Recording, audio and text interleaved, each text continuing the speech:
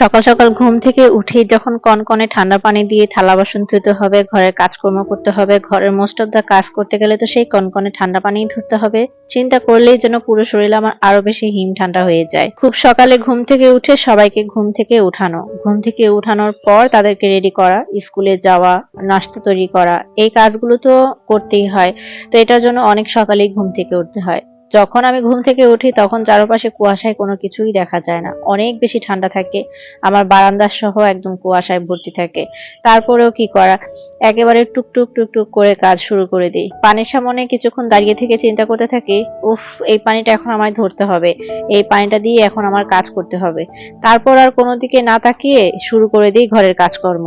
সকালের নাস্তা শেষ করে সকালের যত কাজকর্ম আছে, ঘর গোছানো, ঘর ঝাড়ু দেওয়া, ঘর পরিষ্কার করা, সবকিছু করেই তারপরে রান্নাঘরে চলে আসি আমি রান্না করার জন্য। দুপুরে রান্না করার জন্য কি কি করব ভাবতে ভাবতে একটা না একটা কিছু রেডি করেই ফেলি। আজকে মেহমান আসবে, তাই মেহমান আসবে ভেবে আবার দেখা গেল আমি যে খুব বেশি ঝামেলাও করতে যাই নাই। ভেবেছি আজকে যেহেতু আসবে, আজকে তো কোনো ঝামেলা করব না, এত দূর থেকে জার্নি করে এসেই কিন্তু কেউ ভারী খাবার খেতে পারবে না। হালকা পাতলা আমরা যা খাবো তাই করে নেই, তো টুকটাক করে সেটাই করে নিয়েছিলাম। সবজি কেটে নিয়েছিলাম, মাছ দিয়ে রান্না করব, আর সেই সাথে এই যে ছাদ বাগানের পুঁই শাক। আমার ছাদের উপরে কিছু পুঁই শাক হয়েছিল, সেই পুঁই শাকগুলোকে কেটে নিয়ে ধুয়ে টুয়ে রেডি করে নিলাম। এখন এগুলোকেও একটু ভাজি করে নেব। পুঁই শাক খেতে কিন্তু অনেক বেশি ভালো লাগে। তো এখানে পুঁই শাকগুলোকে আমি আগে পাতাগুলোকে আলাদা করে কেটে নিয়েছিলাম, আর কিছু বীজও ছিল। আর এখানে অল্প কয়টা ডাঁটা হয়েছে, তো এই অল্প কয়টা ডাঁটা আর আলাদা করে কি রান্না করব ভাবলাম যে একসাথে ভেজে ফেলি।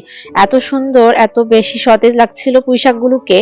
মাছগুলোকে সবজি দিয়ে রান্না করব, তাই সবজিগুলোকে ধুয়ে টুয়ে একেবারে ঝরা দিয়ে রেখে দিলাম। আর এখানে মাছগুলোকে রেডি করে নিয়েছিলাম। মাছের মাথার মধ্যে যে ফুলকা রেখে দিয়েছিল সেটা আমি খেয়ালই করি নাই। তো ফুলকা তো আর মানুষ খায় না, যাই হোক অনেকেই হয়তো খায় কিন্তু আমি খাই না, তো এই ফুলকাটাকে আবার পরিষ্কার করে নিয়েছিলাম। মাছ ধুতে গিয়েও দেখেন কি একটা সমস্যা, হাত ধরে আসতেছিল, এতক্ষণ ধরে পানির কাজ করতে করতে হাত ধরে আসতেছিল।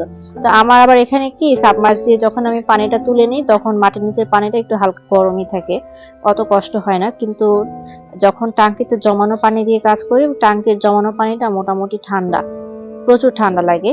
তো এই কারণে আমি কি করলাম, সাবমার্স থেকে একটু পানি তুলে নিয়েছিলাম, কারণ এত এত পানির কাজ করতে করতে আমার হাতের অবস্থাও খারাপ হয়ে যায়। সবকিছু ধোয়া পাকলা শেষ করে মাছের মাথা দুটোকে আলাদা করে রেখে দিয়েছি, ওইটা অন্য কোনো একদিন রান্না করব। আর আজকে শুধুমাত্র মাছগুলোকে নিয়েছি। তো ভাত চুলায় বসিয়ে দিয়ে কিন্তু এই কাজগুলোকে করছিলাম। ভাত আমার হয়ে গিয়েছে, এখন হচ্ছে মাছ রান্না করার পালা। তো মাছ রান্না করার আগে আমি শাকটাকে হালকা করে ভেজে নিয়ে তুলে রাখবো।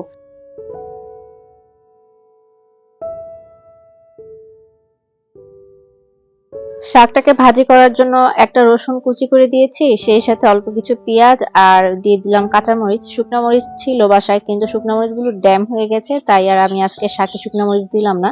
কিন্তু সচরাচর আমি শুকনো মরিচ দিতে ভুলি না, শাকে আমি শুকনো মরিচটা দেই। কারণ শাকে শুকনো মরিচ দিলে অনেক বেশি স্বাদ লাগে, ঘ্রাণটাও অন্যরকম লাগে। আর ওই শুকনো মরিচ দিয়ে যখন ভাত খাওয়া হয় না, আসলেই অনেক বেশি মজা লাগে। শুকনো মরিচের যে বিচিগুলো ছিল দাঁতের ফাঁকে ফাঁকে যখন পড়ে, তখন খেতেই ভালো লাগে, আমার কাছে অনেক বেশি ভালো লাগে। একটু ঝাল ঝাল হলে বেশি ভালো লাগে। তো আমি শাকটাকে হালকা করে ভেজে অন্য চুলায় বসিয়ে দিয়ে আমি আরেকটা চুলায় কি করলাম, মাছটাকে বসানো রেডি করে নিচ্ছিলাম। একটু তাড়াহুড়া বেশি ছিল, কারণ তাড়াতাড়ি চলে আসবে, সকালবেলা রওনা দিয়েছে, আস্তে আস্তে দুপুরে খাবারটা আমার বাসায় এসেই খাবে, তাই আমি একটু তাড়াহুড়া করছিলাম। আর হাতের কাজকর্ম তো ধরেন যে আমি একটা নির্দিষ্ট টাইম ধরে নিই যে 2 ঘন্টার মধ্যে আমি হাতের কাজ শেষ করব, সেইভাবে আমি কাজে লেগে পড়ি।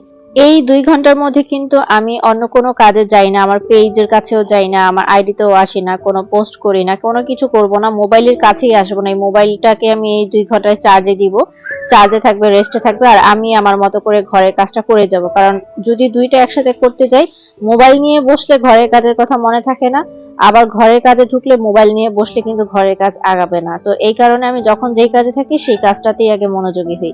ঘরের কাজ করতে করতে তো আর বেশি সময় লাগবে না, 2 ঘন্টার জন্য মোবাইলটাও রেস্টে থাকবে, চার্জে থাকবে। আমার মোবাইলটারও তো চার্জ দরকার, যখন আমি কাজ করতে বসবো মোবাইল নিয়ে তখন যদি আবার চার্জ না থাকে তো ঝামেলা। তো আমি এইভাবে আর কি মেনটেন করি। তো মাছ রান্নাটা আজকে আমি কষিয়ে রান্না করেছি। আমি আর কোনো ঝামেলা করিনি, ভাজাভুজিতে একদমই যাই নাই। প্রথমত এলপি গ্যাস প্রচুর খরচ, এত খরচ দিয়ে আমি ভাইজা টাইজা রান্না করা একদমই মানে প্রেফার করি না। আমার কাছে মনে হয় যতটা পারা যায় গ্যাস কম খরচ করার জন্য, কারণ দিন যত যাচ্ছে সবকিছুর দামই প্রচুর পরিমাণে বেড়ে যাচ্ছে।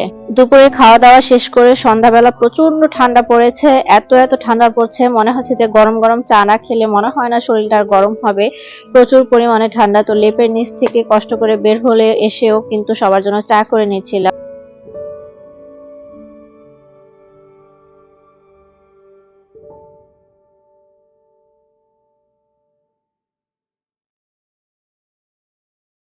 সবাইকে এখন চাটা দিয়ে আসবো, তো চায়ের সাথে একটু বিস্কুট না হলে তো ভালো লাগে না। তো এখানে আমি কিছু টোস্ট নিয়ে নিয়েছিলাম, আমার কাছে এই টোস্টটা খেতে অনেক বেশি ভালো লাগে। আমি অনেক ধরনের বিস্কুটই ট্রাই করেছি, তবে এই টোস্টের মতো মজা কিন্তু কোথাও পাওয়া যায় না। তো আজকের ভিডিওটি এখানে শেষ করছি। আল্লাহ হাফিজ, সবাই ভালো থাকবেন।